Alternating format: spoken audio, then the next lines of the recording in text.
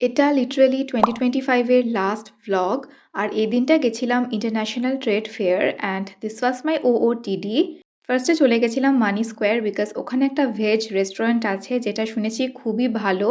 আর এই টাইমে আমার অ্যালার্জির জন্য বাইরে ননভেজ খাচ্ছিলাম না, তাই ডিসাইড করলাম লাঞ্চটা এখান থেকেই করা যাক। And this is the place, Eden courtyard. অনেক কিছুই অর্ডার করেছিলাম। ফার্স্টে এই সুশি রোলটা দিয়ে গেল, যেটা আমি খাইনি কারণ এটায় না মাশরুম ছিল, but this was looking so good. Next time গেলে ট্রাই করব। তারপর নিয়েছিলাম ট্রাফেল র্যাভিওলি পাস্তা, আর এটা না জাস্ট দারুণ লেগেছে, দেখতে তো ভীষণই সুন্দর আর খেতেও অসাধারণ। দেন এই পনির টিক্কা কাবাবগুলো, so soft and perfect balance of flavour. এত দারুণ দারুণ সব খাবার খেয়ে মনেই হচ্ছিল না ভেজ খাচ্ছি বলে। সবার শেষে নেওয়া হয়েছিল এই পিস্তাশিও ট্রেস লেচেসটা, যেটা আমার খাওয়া দি বেস্ট কলকাতায়, মাস্ট ট্রাই। এই ভিডিওটা এডিট করছি আর এটা দেখে না আমার আবার খেতে ইচ্ছা হচ্ছে।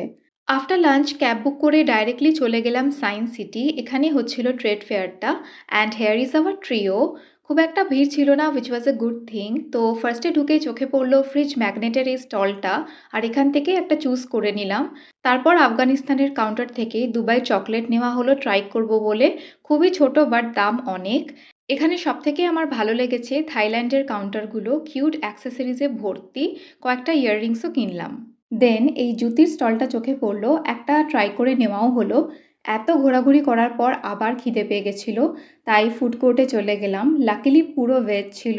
নিয়েছিলাম পাওভাজি, নুডলস কম্বো আর এই পটাটো টুইস্টার। খাবারগুলো মোটামুটি ভালোই ছিল। লিটারেলি মেলা শেষ হওয়ার আগের দিন গেছিলাম and this was my first time coming here.